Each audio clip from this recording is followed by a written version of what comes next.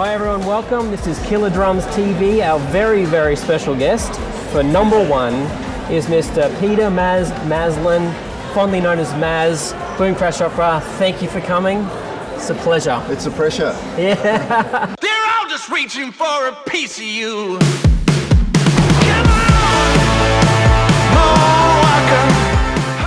Tell us a bit about yourself. Well, here we are in southern Queensland. I'm actually from far north Queensland. Wow. Born and bred in Cairns, from a large family. Yeah. And left Cairns in the late 70s to move to Melbourne. Was always the kind of mecca of music, hotspot. as far as I could ascertain. Yeah. And so I kind of always, my trajectory was always just to head down there. And so as soon as I kind of left school, I was out of there. When did you first know you wanted to be a drummer? Well, I had my cousin said to me, when I was 12, he said, he's 2 years older than me. He said, I just learned to play guitar. You're going to play drums, because I did everything my older cousin told me to do. If he said to wear those jeans, I wore those jeans. So obviously, good advice. Well, he didn't continue with it. I did. Yeah. And so he's still up there somewhere in far north Queensland. So your early influences or inspiration, what would that kind of be? I guess music of that era. So as a boy, so music was always the most important thing, not necessarily playing drums. In your family, did you have music playing in the family? Well, cousins played instruments and were in bands. Yep. So there's always, there's a drum kit, Yeah. But music, the sound of music was more important than the actual drums. I think drums were just it was an easy access for me to be able to be part of music rather than have to learn all those chords and things. That'll do, Yeah. Because I find that just playing drums by themselves a little bit boring. Yeah. It's not until, there's a bass guitar, there's a guitar, that it starts to sound interesting. So that's what we used to jam a lot back up in Cairns, just jam. Because another cousin had a soundproof room. Yeah, nice. Very nice. So there's a lot of that. It's music. So if you had, say, let's say in the early years, who would sort of be a drum icon that you were looking for? Early. What sort of influence?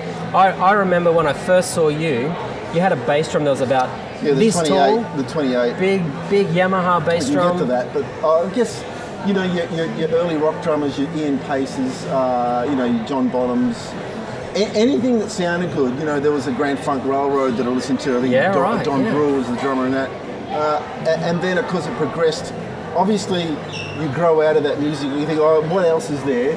Yeah. And just after that rock period, I think there was the prog rock period. So you listen to Bill Bruford and drums, even Phil Collins, who was in a band called Brand X. Yeah, right. Oh, Incredible, odd multi-metered stuff. And so you kind of, and then it was kind of through this sort of weird jazz. So your trajectory is always sort of changing. I like that, and it moves around so much. How did you find yourself then, Boom Crash Opera?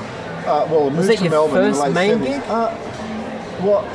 I'd been in Melbourne for about 5 years, and I was just feeling it around. I was just going, what am I doing? I'm here, I've plonked myself here now. I moved there when I was a teenager. Yeah. And then a few years in, I started to get all these gigs. I was playing in a covers band for money, but on the side I think I played in a jazz band, a reggae band, and this other band was a jazz confusion band, right. like we call it, with all odd time signatures and stuff like that. And the band grew and grew and grew. And it was in that band, the guitar player pulled me aside once, and he said, his name was Richard Pleasance. Okay. And he said, yes. Do you like this stuff? I said, yeah, it's all right. Why? He said, well, I've been writing songs with that guy from Serious Young Insects. We want to be in a band that gets on Countdown. Yeah, right. So, really? Yeah. So can I come and play you some songs? And so yeah, he did. And I thought they were fantastic songs. And he said, do you know any singers? And I was playing in a covers band with Dale Ryder. Yeah. I said, I didn't think Dale would want to do it because there'd be no money in it, initially. And I said, I don't think so. But eventually I played that stuff to Dale, and he thought that was the most incredible music. So we got together, and that's how it formed. That's how it formed, yeah. So the Boom Crash sound, so when I go back and I was a kid and I'm listening to this new sound, because it's new to me. Yeah. And what I was hearing was really, really crisp playing. Yep.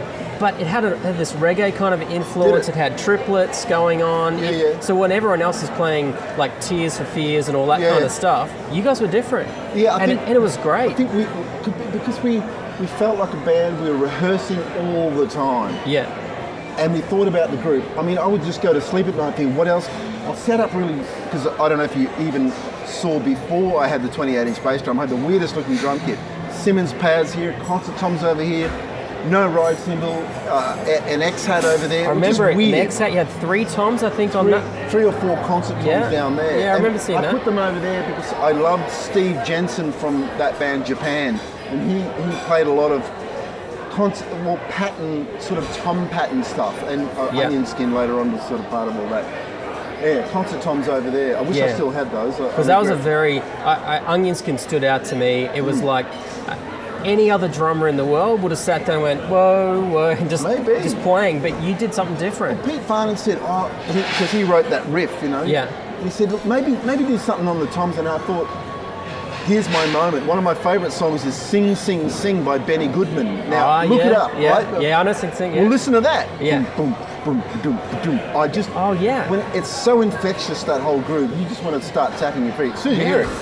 So I started on that, and I just played around with it a bit. I mean, that song came together in, probably 10 minutes. Yeah. I kid you not, it was one of those ones that go like that. You also had this control, too, because most drummers just solo over the lot, but you actually left space in it.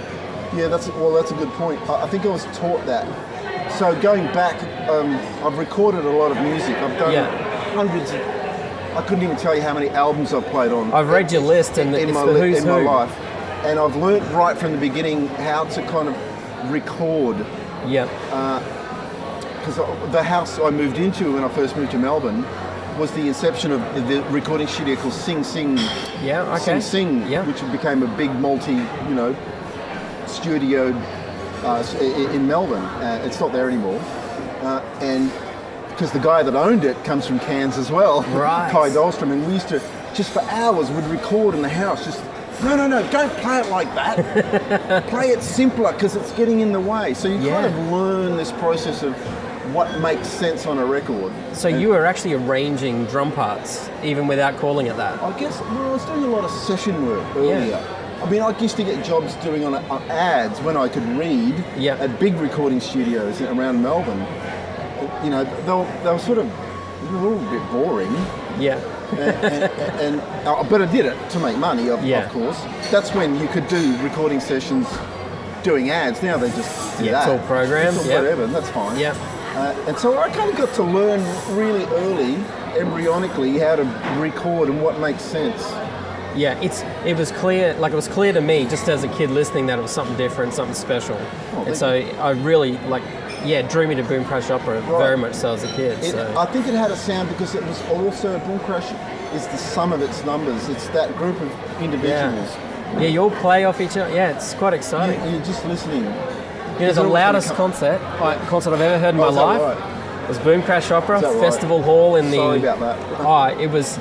It was amazing, just the kick drum, just hitting in here. It was just incredible, an experience in itself. It resonated with you. Same as the kick drum would resonate with me when I was a kid in Cairns, and that bass drum went on the marching band that would walk around the streets, and you'd hear that big concert bass drum whack you in the chest. It was a great feeling. It was unusual feeling. So is that where the 28 came from? No, the 28 was just another step of, I've got to have something weird. I don't want to have a normal setup. I just can't play normal setups. Yeah. We were recording our first album in London, and I went to a drum store, and that bass drum was set up on a Premier kit. It was my first 20. I've had 3 28s. Yeah. 3 28-inch bass drums, and my first one was a Premier, and it was sitting there on a Premier kit. That looks amazing. It looked like Buddy Rich on steroids, you know. But that's the look. And so he sold it to me for £100 or something, and I brought it back to Australia. And I was using the Yamaha 9000 series drums by then, all white, and the lugs sort of looked the same. And but then I got Chris Brady to make me one. Yeah. Brady drums, Chris Brady from Western Australia, and he made me a half-inch thick fiberglass so I could stand on it. Because we were all about the show, so I used to stand on the bass drum. Yeah. And everything was at 90 degrees. I don't know if you remember that kit. I remember being very... angles on the kit. Yeah. Everything was... toms were flat. Cymbal stands were just flat. Yeah. It looked amazing. Like, like as I said, I saw it. I saw that kit itself, and I've seen a few other generations of your drums, and it looked amazing, but it sounded amazing. Oh yeah. So tell me about your sound. How did you come up with your killer sound? Yeah. Well, again, I think it's a lot of knowing what is required in a studio. But of course, you've got carte blanche when you're the drummer in your own band. Yeah. I mean, that's your opportunity to shine. You've got to come up with something so that no one else is doing. You don't have to go far. You just look at all those Stuart Copeland YouTube videos. He's telling you, hey, I cornered 1 and 3. Someone else can do something. Move it to 16th that way. I mean, he's so dead right. You find your own little niche, like Stuart Copeland did. You find your own little, because you're in a part of a group, and you've got carte blanche to do whatever you want. Yeah. Well, I never wanted to sound like anyone else, because they were already doing that.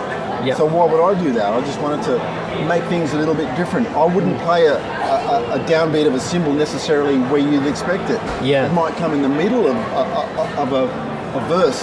Yeah. Or something like that. Oh, what's that? Well, I don't know. I just think it sounds good there. It's expressive. Nice. And that's all part of you creating a sound. And so your tones and everything, obviously cymbals and your drums, so you obviously started with Premier. That would have been either birch or birch mahogany. No, I started professionally with I suppose Tama. I bought a Tama kit here in Brisbane. Yep. I forget the name of the store. Cole Gillies? No, it was up in the Spring Hill. Spring Hill. Yes, okay. Drumland. Yep. It's called Drumland. I used to play there in Brisbane. I cut my teeth playing here in Brisbane. 6 nights a week, 6 sets a night, just playing everything. I heard the Bowie story. Oh, well, there's the Bowie story too, because that was where it happened. And so then I moved to Melbourne, and I had the Tama kit, and then I don't know where it went, and then I got the Yamaha 9000 kit. Yep. And then I went to DW. I've been playing DW since 92, 93. Nice. And what kind of shells are you playing on that? Currently? Yeah. What kind of shells? Currently I've got mahogany shells. I've got the Jazz series. Right. My latest. I've just cut down because I had a big, massive 11-piece DW kit that I never used. 3 bass drums, 8, all that stuff. Yeah. And it was just sitting around. I thought, no, I'll just change it up now. So I got rid of that and got a new mahogany kit. It was much smaller. It's only 4 toms and 1 bass drum, Yeah, nice. Because the other thing about touring these days is that you don't get a chance to play your drums. Yeah. I've got drums at home that I just don't play. Yeah. I mean, I haven't played my drums for a few months. That's incredible. So that would be difficult in itself. So at the moment you're on the summer, Red Hot Summer tour. Yeah. That's a great tour. Oh, absolutely. It's festival kit. Yeah. So it's what it is. It's what's there. So we go from the 80s, 90s where you're running around with your gear, which I saw, and now you're having to tell us a bit about that. About the tour having to adjust to well, it's a new paradigm. Backline. That you have to shared gear. Yeah, we don't travel like we used to. When we used to have a truck, our truck would be parked out there with all the massive road cases. I mean, I don't even have those anymore. I had to give them away because nobody wanted them. I've got soft bags. Yeah. I've got soft bags in my SUV, and that's what if I use my drums. So generally now you roll up to a gig, there's a kit, and you go, all right, well, what do they sound like? Oh, well, I'll just tweak them, and they usually sound good. Yeah. And that's it. Yeah, you play. They usually. Tonight we're playing with the Angels. There's spec for Nick, who's the drummer in the Angels, not my spec. Yeah. If it's my show, there's spec for me. So there's just my brand, my sizes. Yeah, gotcha. Whatever. Yeah. So that'd be a challenge in itself, getting your sound out of someone else's setup. Yeah. If I'm doing a run, and I'll do a run, I'm doing after the Red Hot Summer, I'm doing a run with Boom Crash. And then I go out with James Rain and Mark Seymour, and I'll get off a plane, I'll get down to the show, they'll go to the hotel, check in, and I'll tweak those drums. They're my drums to tweak. Just like to talk about being competent on your instrument, and that doesn't mean playing everything that's the fastest paradiddle you've ever played. That matters not.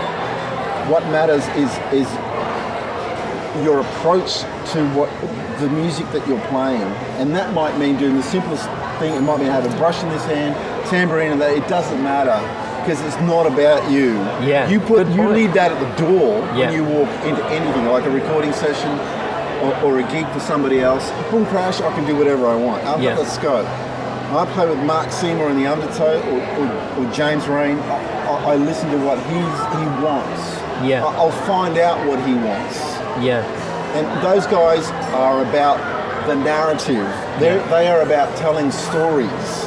And that's what they're pushing out there to the audience. Yeah. So that's really part of your paradiddle. No, but that's really part of your killer vibe, your sound, really. Yeah, I'm listening to what the artist. I'm working at that point. I'm working for the artist. Yeah. The artist is showing me what he wants. Yeah. He doesn't want that. He's not going to be able to perform with that. Yeah, right. So yes, that's and so as a member of Mark Seymour in the Undertow, I get to play completely differently to Boom Crash Opera, which is 11. Everything is on 11. And it has to be, because that's kind of the way it evolved. But with Mark's music, it is, I go from playing with fingers to very, maybe on a 7 or 8, but never at 11. Yeah. And with compassion for because he's about telling stories. So what's next for this year? So I do a concept act in Melbourne, where I live. It's called Raw Brit, and it's just music from the 60s and 70s, blues-based English music. Yeah. Free Bad Company, Cream, The Who, bit of Zepp, and we're doing a show that is Rod Stewart and the Faces. Oh wow! Okay. That's part of my era. That's the 60s and late 60s, early 70s. We don't do that very often. Yeah. So and some great musicians in that band. So I just do one show of that, and I think some Seymour things, and then Boom Crash we start another run in June, and then July through to October I'm out with James Rain and Mark Seymour. Right. And then the rest of the year is going to be Boom Crash, and then Red Hot Summer again next year, and I don't know. It just keeps going. I just make the point that I love, it's all I've ever done is play drums, and I love it because I love to be part of that whole thing, and I love getting up there and playing. And I was with Colin Hay from Men at Work recently. He's a very good dear friend of mine, and somehow in the conversation the word retirement came up, and he gave me the dirtiest look. As if to say, what? Because he tours with Ringo Starr. Yeah, right. He said, retirement? And Ringo's 80, so Ringo's not going to... He doesn't do it for the money. Yeah. So I'm very privileged that, I can play drums. Yeah, it's such and we as listeners really appreciate it as well. What's a tip or so you can give to, say, a young drummer, young musician who's coming up? Just say, if you go back and you're starting out again, what's something you'd say to them? Well, it's so much easier now to learn because you've got the internet is information. Yeah. It is, I didn't have any of that. I didn't know what I was doing. So, learn. If you don't know, find out because you can. Yeah. With anything, it's your fault if you don't know because you've got that information there. And the thing about playing is that there's so much out there, but just choose what you think is going to be right for you. Yeah. And you can, I went out, it was 2 years ago that I want to learn some Latin grooves. So I went to YouTube and Mozambique, Songo, and I learned all these Latin grooves. You know what? I never played them at a gig. Yeah. Never. But I can play them. Yeah. But I suggest that you go out and you learn those things because you might need them at some stage. You might do a wedding gig. You might, or you might do a big rock gig. Gain the knowledge, I reckon. Absorb it all. Yep. And process it. And just go, well, I'll throw that. I won't need that, but store it. And just pick cherry pick what you need. Yeah. So you're playing songs you've been playing for decades. I just heard you at Soundcheck then. It sounds fresh to me. Oh yeah. How do you keep it fresh? How do we keep it fresh? Yeah. I think again we've played that so much. It has to be played a certain way. Yeah. And that was only a sound check. It's going to go way up at a lot of levels by then. I think that's the way we keep it fresh, is that we know it's got to sound a certain way. It's got to be presented a certain way. And that's with a lot of fun, enjoyment, and you push it out there. we're playing to big crowds of these Red Hot Summer Shows. You got to push that right out there. You can't keep it here. It doesn't work, you know. Otherwise, you just go home. Yeah. You got to play with lots of energy, gusto, and push that music out there. Yeah. Got to get those people out there. Right at the back. Right at the back. It's the only way it works. Yeah, that's awesome. Well, Maz, I really appreciate your time. It's been awesome catching up with you and looking forward to your show tonight. So, everyone, Maz, check him out, Boom Crash Opera, and there's about 60 other bands and albums he's played on. I'm going to actually put a list down the bottom of where you can get in touch with all the music that he's laid down the soundtrack of your life to. Maz, thank you very much, mate. Really appreciate it. Bless you heaps. Awesome. It's been a pleasure.